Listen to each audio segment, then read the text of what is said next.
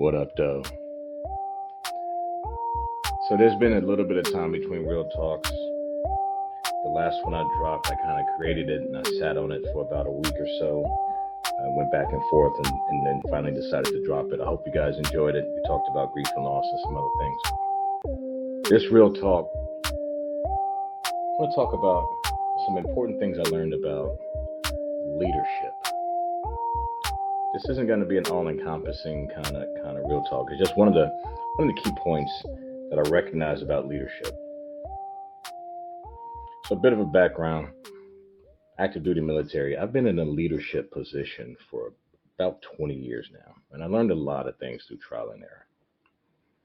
And conceptually, there's some weird things when it comes to how organizations are structured. It's not just the military; it's most organizations. Right? We're going to start there.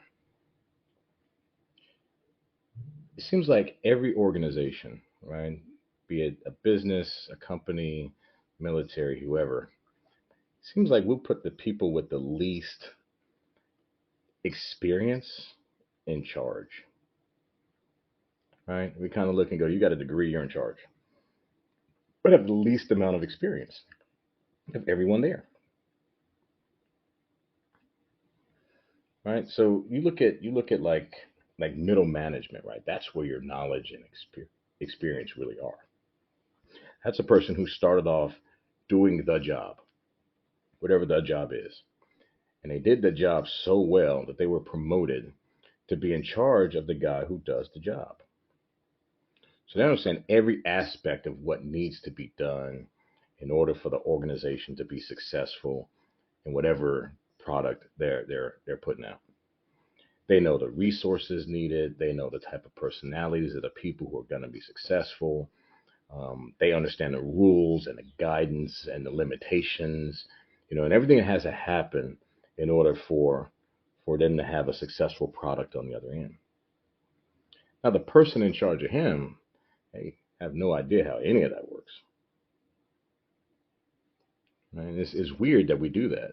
Like if I was that person with the degree in charge, anything my middle management told me, man, I would just absolutely do because these guys are going to make me profitable. They're going to make me better. They're going to teach me. I'm going to grow. But most of our organizations aren't structured like that. Right? We have this top down kind of weird leadership theory where the people with the least amount of knowledge of the job itself, what it physically takes and the resources it takes, are in charge. You look at major companies, right, and you start to look at like who the CEOs are.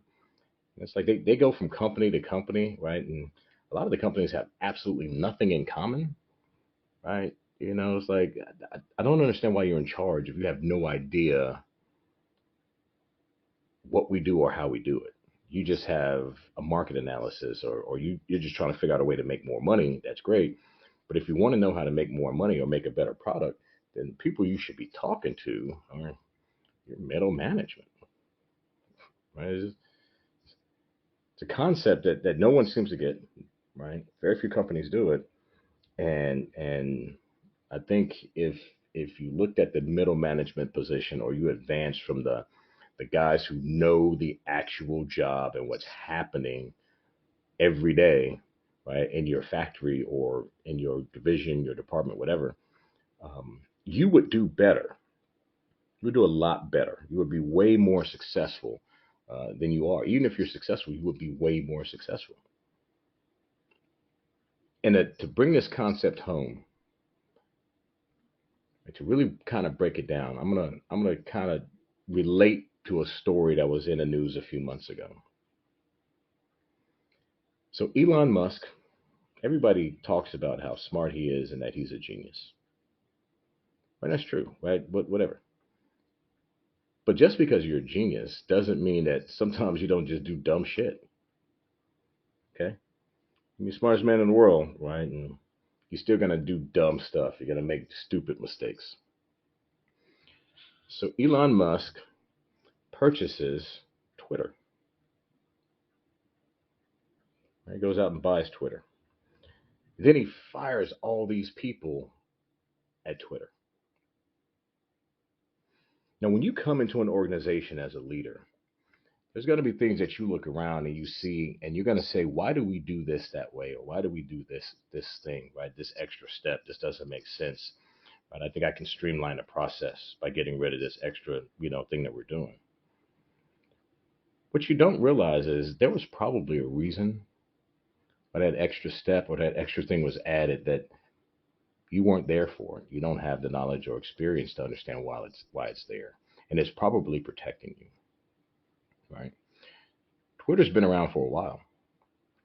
I would imagine that they have had a lot of lessons learned through trial and error, right? Like, oh, we did this thing, man, that was terrible. We should never do that again. Don't do that, right? And a lot of those lessons learned, right, that trial and error was probably not public knowledge. It was just something that happened inside of the company. It was like, oh man, we should never do that again. Good thing this didn't grow out of control before we identified what it was. We got lucky. We're safe. Don't ever do that again, right? And good organizations or smart organizations will put those lessons, right, in some format that can be passed down. Okay, some new rule that's added to the rule book or something. The problem is the people who were around when that situation took place and you decided to add that rule aren't there anymore. And he fired all of them. So now he comes in, he looks and goes, this is stupid. Why are we doing this? This is stupid. Why are we doing this? This is stupid. Why are we doing this? And you get rid of a bunch of those checks and balances that were keeping you safe, that were making you successful.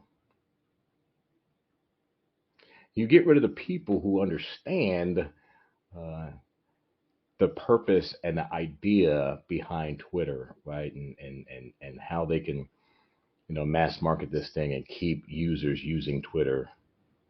You get rid of all those people. And then what happens? Everything falls apart. Right? Things start falling down.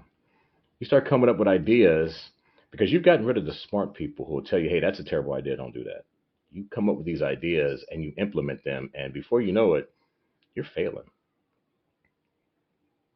Because the people that could have told him, "Hey, don't do that. We thought about this. We probably beta tested this at some point, and we found that it does not work, and we're going to lose customers because of it. So don't do that."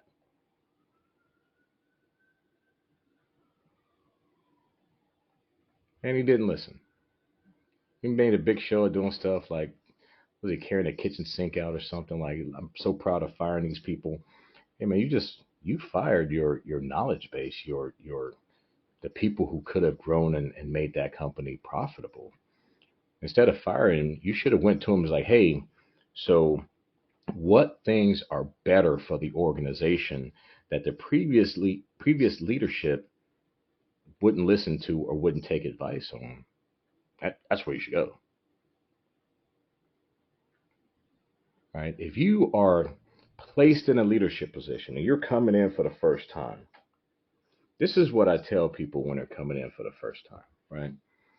For the first couple weeks, shut up. Shut up and listen.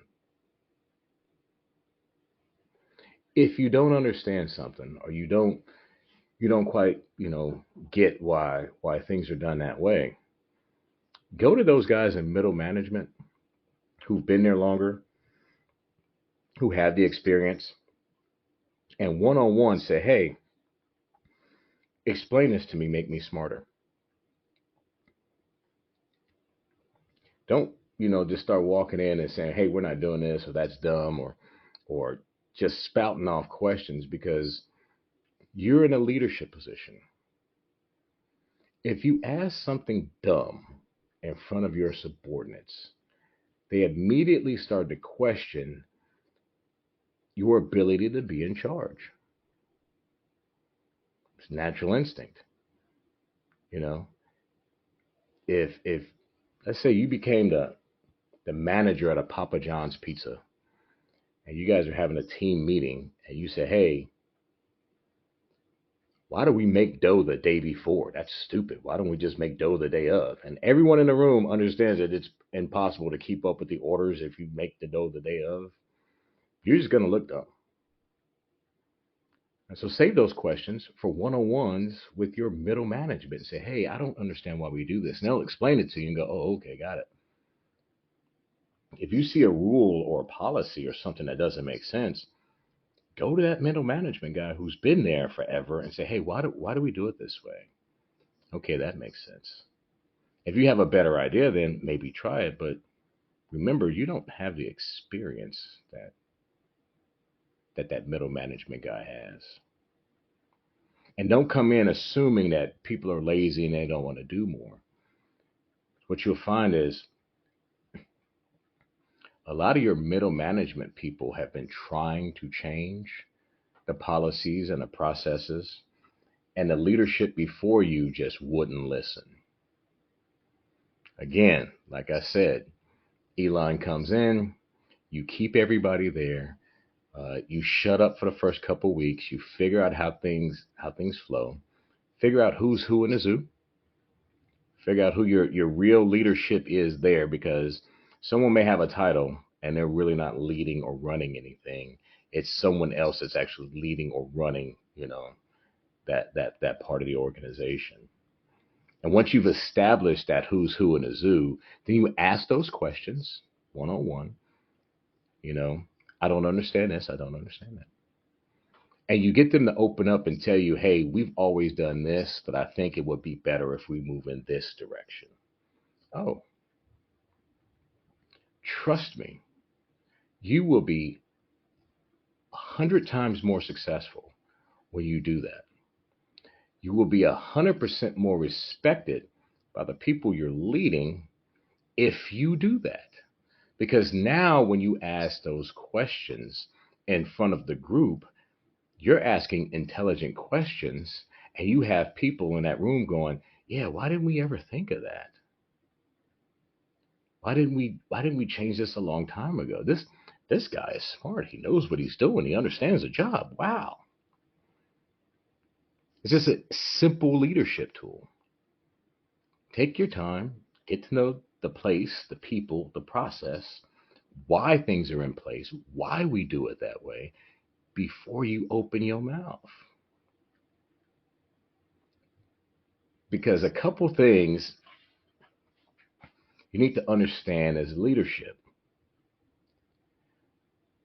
When you're placed in charge and you walk into a room, you have instant credibility because you're in charge.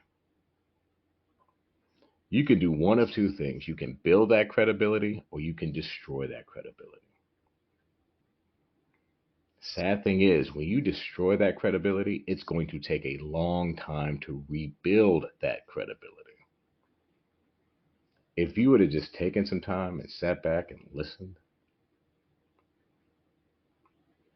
and here's another side of that psychological kind of weird thing. There's this kind of psychological trick that people use, right? When someone tells you something, when you're responding, you stop, you think, and then you start talking. People assume you're a lot smarter than you are. They assume that you're really weighing ideas and options and choosing your words well before you start talking. And studies have shown it. When you come into a leadership position, spend the first couple of weeks to stop, listen.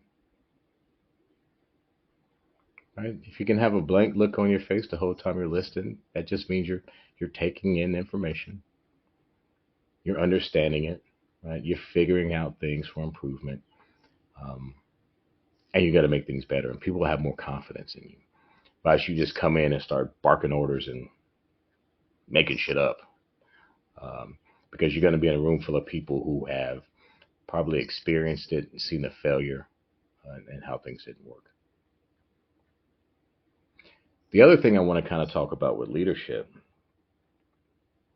every time you transition to a new leadership role in a different part of the organization or a different organization, remember that The things that worked well for you as a leader in the previous position may not work well in the new position. Leadership is dynamic. It's based on the people you have working for you, their background, the job that they're doing. It's based on so many different things. Leadership and how you lead is not a one size fits all kind of category. And if you look at it realistically, let's say you have an organization with 1,000 people. You mean to tell me you want 1,000 people to change the way they think and operate for you, or you can change and understand the 1,000 people that work for you and create an environment in which you can be more successful?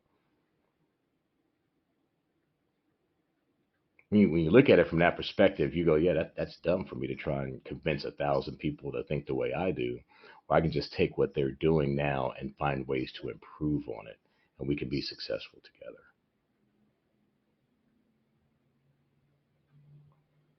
So, just some quick thoughts on leadership. I could go deeper, and if you guys like it, I will. I'll talk about more of the things I've learned in leadership in this organization. Um, and I don't have all the data and information in front of me. But in one of my next podcasts, I'm going to present to you uh, a great leadership book that's written by a good friend of mine, Master Chief Armand Owens. We have a lot of the same views on leadership. Here's what I'll tell you is different between the two of us. Armand is the kind of guy who really studies things, and he knows terminology and theories and all these great things, and he can speak to you on that level. Uh, my leadership talk is going to be from the street vernacular. I don't know the theories, the terminology. I just know it works. And oftentimes we'll have a conversation. I'm like, yeah, I did this, this, and this. And he'll be like, well, that's this theory, right? Or that's because of this. Oh, okay. Well, I just know it works, right? I'm not the guy with the words, but I'm the guy who can figure it out. So we bounce ideas off of each other well, right? And I really respect his leadership style. And I think he's unique, especially among his peers, in that he sees things outside of the box and actually has these concepts and these ideas that will benefit an organization. And he can communicate those ideas like better than me. I'm going to use a lot of four-letter words, right? That's just who I am. But I'm going to go ahead and close this out. It's been another real talk. We talked a little bit about leadership. I'm going to hold off on posting it until the flames of the last real talk die down. We talked about grief and loss. But as always, I'm just saying, fuck out of here. Holla at your boy.